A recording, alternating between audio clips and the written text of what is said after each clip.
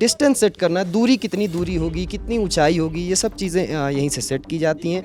आप वो जो पहाड़ियाँ देख रहे हैं सामने, उसके उधर कहीं लाइन ऑफ कंट्रोल है काउंटर उधर से सेलिंग करते हैं, हम इधर से वापस सेलिंग करते हैं। और ये मेन हथियार है। और ये उसकी कार्ट्रिज है जिसमें बारूद होता है, जिसकी वजह से इसमें गन पाउडर होता है, जिसकी वजह से ये तोप इस गोले को फायर कर पाती है।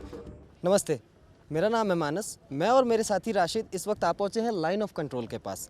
हम नौगाम सेक्टर में खड़े हैं और आप मेरे पीछे देख सकते हैं, आप इंडियन आर्मी की गन पोजीशंस है।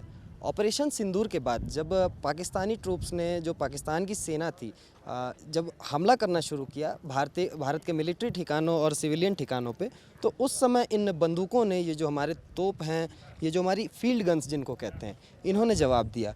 हम आपको अंदर ले चलेंगे और दिखाएंगे कि किस तरीके से हमारे यहाँ पे जवान ऑपरेट करते हैं, किस तरीके से वो बंदूकों को यहाँ पे टारगेट मिलते ही, ऑर्डर मिलने के बाद वो जवान यहाँ पे एक्टिव होते हैं।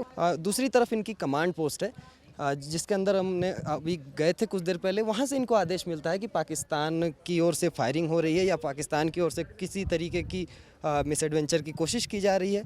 और उसके बाद हमारी ये जो फॉरवर्ड पोस्ट है, आप देख सकते हैं कई सारी गन हैं और पहले उसकी पोजीशन सेट की जाती है और उसके बाद यहाँ से डिस्टेंस, टारगेट, किस तरीके के टारगेट को आपको डिस्ट्रॉय करना है।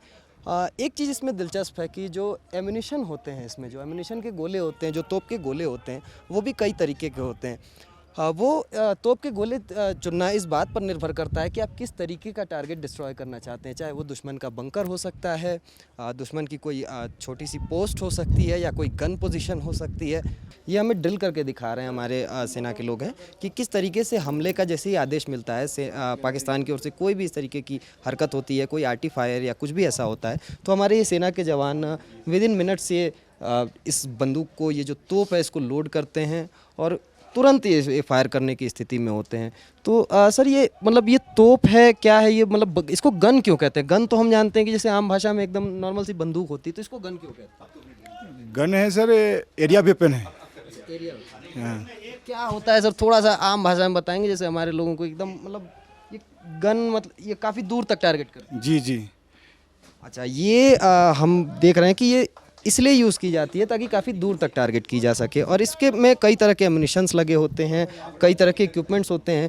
डिस्टेंस सेट करना, दूरी कितनी दूरी होगी, कितनी ऊंचाई होगी, ये सब चीज़ें यहीं से सेट की जाती हैं।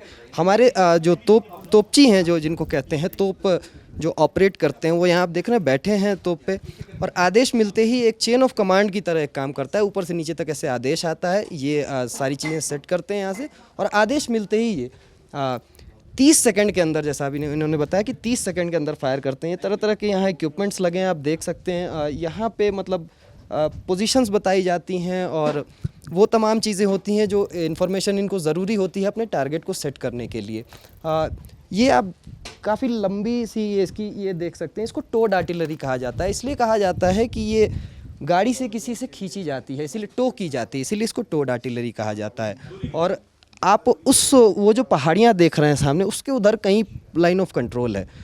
तो जब भी पाकिस्तान की ओर से कोई भी शेलिंग होती है, खासकर ऑपरेशन सिंदूर के बाद जब हमने देखा था कि काफ़ी शेलिंग की पाकिस्तानियों ने, हमारे सिविलियन एरियाज़ पे, मिलिट्री ठिकानों पे अटैक करना शुरू किया, तो उसके बाद यही वो पोजीशंस हैं जहाँ से पाकिस्तान को जवाब दिया गया। हमारे साथ सेना के एक अधिकारी मौजूद हैं और ये बताएंगे कि किस तरीके से, सर ये क्या है, ये कौन सा हथियार है? ये ONO-5 है, LFG गन है।